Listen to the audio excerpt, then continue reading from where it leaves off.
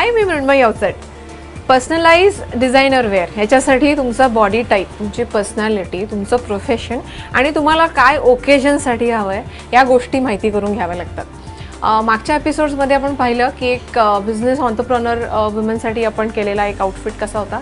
आता एक दुसरी माझी क्लायंट आहे आणि तिला कस्टमाइज तिच्यासाठी एक जॅकेट करून हवं आहे. शी इज माय फ्रेंड किंजल. ती मेकअप आर्टिस्ट आहे. तिला फॅशन शोजचं बॅकस्टेज ती सांभाळते, त्यामुळे तिला फॅशन शोजचं मेकअप करायला लागतं, मॉडेल्सचं. ती डेस्टिनेशन वेडिंगसाठी जाते, तर तिला तिथे जावं लागतं. कम्फर्टेबल कपडे लागतात तिला काम असतं, त्यामुळे जनरली ती जीन्स किंवा ट्राउझर्समध्ये असते आणि त्याच्यावर टी शर्ट शर्ट्स असं तिचा जनरल ड्रेसअप असतो आणि त्या ड्रेसअपमध्ये ती सगळ्यात कम्फर्टेबल असते. पण त्या ओकेजननंतर तिला पटकन तयार व्हायचं असतं आणि तिला स्वतःला प्रेझेंटेबल करायचं असतं.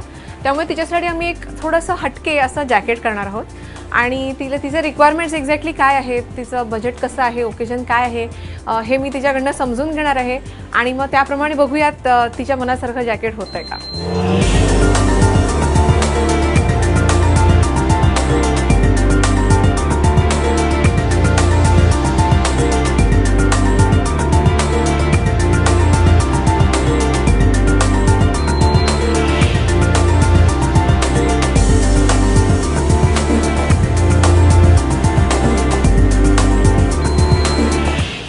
किंजलचा रिक्वायरमेंट मी समजून घेतलं. तिची हाईट 5 फूट आहे आणि ती त्या बाबतीत कॉन्शियस आहे.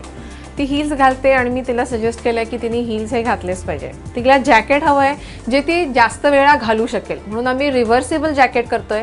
एका बाजूनी त्याला आम्ही प्रिंटेड करणार आहोत आणि दुसऱ्या बाजूनी प्लेन करणार आहोत, म्हणजे ती वेगवेगळ्या टॉप्स बरोबर पॅन्ट्स बरोबर त्याला मिक्स अँड मॅच करून घालू शकते. तिची रिक्वायरमेंट मी समजून घेतली आहे. तिच्या पर्सनॅलिटीला, तिच्या बॉडी टाईपला असं साजेसं जॅकेट आम्ही आता करणार आहोत.